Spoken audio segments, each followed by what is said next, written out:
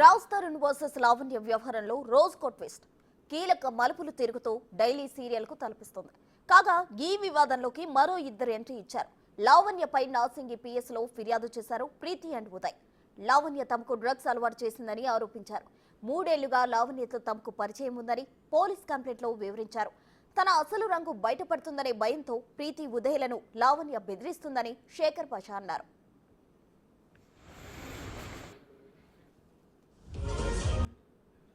ఒక్కొక్కళ్ళు ఆవిడ బాధితులు నన్ను సంప్రదించడం జరుగుతోంది.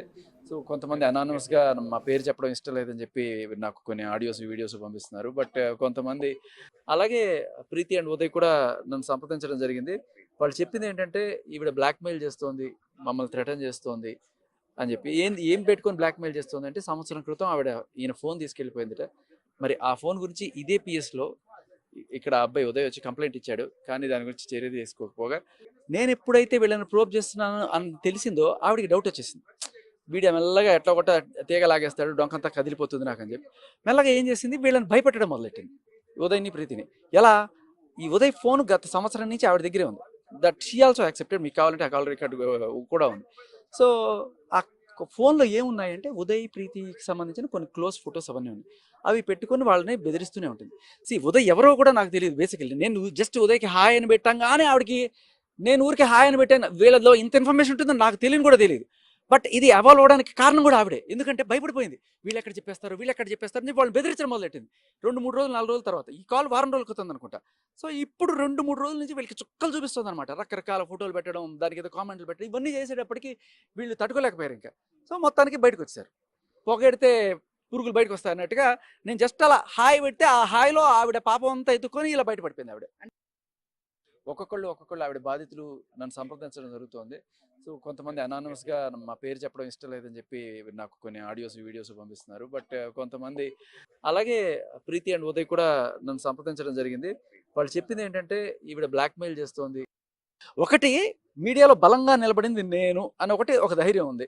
బట్ ఇంకొకటి ఇది ఆవిడ స్వయంకృత అపరాధం. ఎలా అంటే వాళ్ళని ఎవరు నీడని కూడా నమ్మదనమాట ఆవిడ. ఎలాగ నువ్వు పెట్టేస్తావు, నువ్వు ఏదో ఒకటి చేసేస్తావు, వాడు రోజుకొక ఆధారం తీసుకొచ్చేస్తున్నాడు, ఇంకా నా పని అయిపోతుంది, మీరు కంపల్సరీగా నాకే ఉన్నారు, నాతోటే ఉన్నారు అని చెప్పి అనుక్షణం అంటే యాంగ్జైటీ తోటి విపరీతంగా ఎక్కువ ఆలోచించేసి బెదిరించడం మొదలెట్టేసింది. ఇప్పుడు అంటే ఏ విధంగా న్యాయం చేయాలనుకుంటున్నారు? అటు ప్రీతికేనా, లేకపోతే ఇలాంటి బాధితులు చాలా మంది ఉన్నారని భావిస్తున్నారు? ఖచ్చితంగా అమ్మ, ఈవిడ ప్రీతి చెప్పిన దాంట్లోనే ఒక 6 మంది ఉన్నారు బాధితులు. ఇంకా ఇది ఆ సంవత్సరం మాత్రమే, ఇది ప్రతి సంవత్సరం ఇదేట. ఆవిడ డ్రగ్స్ తీసుకున్నప్పుడు ఒక 24 ఎందుకు అనేది కూడా మనం అడగాలి. ఎందుకు ఒకరికి బలవంతంగా అలవాటు చేయాలి? ఒక మనిషి డబ్బులేం రావట్లేదు కదా, అవుట్ ఆఫ్ ఫన్ ఎందుకు అలవాటు చేస్తారు తెలుసా మీకు? ఆవిడ డ్రగ్ తీసుకున్నప్పుడు ఒక 24 అవర్స్ పాటు నిద్ర రాదట. కంటిన్యూస్గా మ్యూజిక్ ప్లే చేస్తూ ఆ డీజే చేస్తూనే ఉంటుందట. ఆవిడకి తోడు ఎవరైనా కావాలి. అండ్ ఈవిడ్ని చిలికెత్తలాగా తెచ్చుకొని ప్రతిసారి చెల్లి రా చెల్లి అని చెప్పి పిలిచి బలవంతంగా నోట్లో ఇట్లా పెట్టేసి బాటిల్తో థమ్స్అప్ పోసేసి, ఇంకా ఆవిడకి ఫస్ట్ టైం అది. తర్వాత రెండోసారి దా ఇలా చెయ్యి అక్క నాకు వద్దక్క అన్నా కూడా లేదు, నువ్వు నా చెల్లి అయితే చెయ్యి అని చెప్పి ఎమోషనల్గా బ్లాక్మెయిల్ లాగా చేసి తనతో అంటే ఈ డ్రగ్స్ అలవాటు చేసి ఎన్ని మంత్స్ అవుతుందా, ఇయర్స్ అవుతుందా, డేస్ అవుతుందా? ఇయర్ అవుతుందమ్మా, ఇయర్ పైన అవుతుంది. అది క్లియర్ కట్గా నాకు టక్ అని గుర్తురాదు, బట్ ఇయర్ పైన అవుతుంది. ఇయర్ కన్నా ఎక్కువ అవుతుంది. ఇన్ఫ్యాక్ట్ ఆవిడ సంవత్సరం పైన ఈ డ్రగ్స్ బారిలో ఉండింది. తర్వాత ఫైనల్ డిప్రెషన్కి వెళ్ళిపోయి సూసైడ్ టెండెన్సీ, ఆల్మోస్ట్ సూసైడ్ కూడా చేసుకునే స్టేజ్కి వెళ్ళిపోయి తర్వాత అక్కడి నుంచి వాళ్ళ అమ్మ వాళ్ళు తీసుకెళ్ళి రీహాబ్లో చేర్పించారు. ఆ రీహాబ్ నుంచి బయటకు వచ్చి ఇప్పుడు ఇది ఉంటుంటే ఆవిడ జైలు నుంచి వచ్చిన తర్వాత మళ్ళీ ఫోన్ చేయడం మొదలెట్టింది. అంటే ఈ వివాదంతో డ్రగ్స్ డొంక బయటపడిందంటున్నారు రాజ్ తరుణ్ లాయర్. లావణ్య చేసిన అరాచకాలను ఆధారాలతో సహా ఫిర్యాదు చేశామని చెప్పారు. రాజ్ తరుణ్ కి సంబంధించినటువంటి అడ్వకేట్ మధు శర్మ గారు ఉన్నారు. చెప్పండి సార్, అసలుకి కంప్లైంట్ ఏమని చేశారు ఇక్కడ?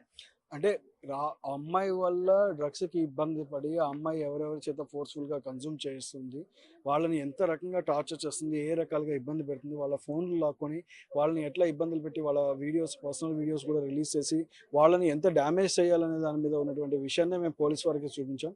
అంటే ఇందులో ఇది అందరూ మీరు థింక్ చేసినట్టుగా దీన్ని ఓన్లీ ఇదేదో రాజ్ తరుణ్ లావణ్య ఇష్యూనే కాదండి. రాజ్ తరుణ్ లావణ్య అసలు ఇష్యూలో అసలు ఆ కేసు నిలబడటానికి దేర్ ఇస్ నో స్కోప్. 80% కేసు నిలబడే అవకాశాలు లేవు. ప్లస్ ఇంకొక విషయం ఏంటంటే, ఈ కేసును అసలు తీగలాగితే డొంకంతా కదిలినట్టుగా దీంట్లో ముందు మేము అసలు we have started the private investigation. మేము చేస్తూ ముందుకు వెళ్తుంటే ఇది డ్రగ్స్కి ఎంత పెద్ద రిలేటెడ్ కేసో బయటపడింది. ఎంతమంది ఆడపిల్లలు ఇబ్బంది పడిపోయి ఉన్నారు. సో వాళ్ళకు ఉన్నటువంటి ఎవరెవరి ఆడపిల్లల వీడియోస్ వాళ్ళ పేరెంట్స్కి పంపించి వాళ్ళని థ్రెటన్ చేసి డబ్బులు డిమాండ్ చేసేవనేవి చాలా విషయాలు ఇందులో మేము ముందుకు చూపించబోతున్నాము. డెఫినెట్లీ వీ విల్ షో అండి. There is no doubt at all. Preethi Uday అటు శేఖర్ భాషని అప్రోచ్ అయ్యారా, లేకపోతే శేఖర్ భాషనే ముందుగానే ప్రీతి ఉదయ్ని అప్రోచ్ అయ్యారు? ఎవరిని అప్రోచ్ అయినా నిజం బయటికి రావాలి. ఎవరిని అప్రోచ్ చేయారనేది దట్స్ సెకండరీ ఇష్యూ. మీకు ఒక విషయం వినండి, ఇక్కడ కావాల్సింది నిజమా, ఎవరిని అప్రోచ్ చేయాలా? నిజం నిర్భయంగా బయటికి రావడం ముఖ్యం. సో ఇవాళ తెలంగాణలో ఉన్నటువంటి అతిపెద్ద డ్రగ్స్ కేసుకి ముఖ్యమైన సాక్ష్యాలుగా మారబోతున్న ఈ ఇద్దరు పిల్లల్ని కాపాడుకోవాల్సిన బాధ్యత మనందరిపైన ఉంది. యాజ్ ఏ రెస్పాన్సిబుల్ సిటిజన్స్గా ఆల్రెడీ రాష్ట్రాన్ని ఆ బాధ్యత తీసుకుంటున్నారు. చూస్తున్నాం కదా, అయితే ఇటు డ్రగ్స్ కి సంబంధించి రాస్తా అవేర్నెస్ అన్ని కల్పిస్తున్నారు. ఇప్పుడు ఏదైతే ఈ స్టేషన్ లో కేసును నమోదు చేశారో దానికి సంబంధించినటువంటి పూర్తి ఎవిడెన్స్ ని కూడా పోలీసులకి మేము సబ్మిట్ చేశాము. 3 రోజుల్లో, అంటే ఏదైతే ఎవరు అప్రోచ్ అయ్యారనే విషయం మీద అయితే మాత్రం ఇంకా క్లారిటీ రాలేదు. ఖచ్చితంగా మేము ఫైట్ చేస్తాము. ఏదైతే డ్రగ్స్ కి తీసుకుంటున్నటువంటి బాధితులు ఉన్నారో వాళ్ళందరినీ కూడా, అంటే లావణ్యతో డ్రగ్స్ కి అలవాటైనటువంటి వాళ్ళందరినీ ఒక్కొక్కరిని కూడా సేవ్ చేస్తాము అని చెప్పేసి అటైతే మాత్రము అడ్వకేట్ చెప్తున్నటువంటి పరిస్థితి ఉంది. కెమెరామెన్ హరితో సుజాత, నార్సింగ్. తనపై ఫిర్యాదు చేశారన్న విషయం తెలుసుకున్న లావణ్య మరో ట్విస్ట్ ఇచ్చింది. ప్రీతికి ముందు నుంచే గంజాయి డ్రగ్స్ అలవాటు ఉందని తెలిపింది. దానికి సంబంధించిన కొన్ని వీడియోలు రిలీజ్ చేసింది. ఫ్రెండ్స్ తో కలిసి విచ్చలవిడిగా తాగుతుందని విమర్శించింది. తనపై తప్పుడు ఆరోపణలు చేస్తున్నారని మండిపడింది లావణ్య.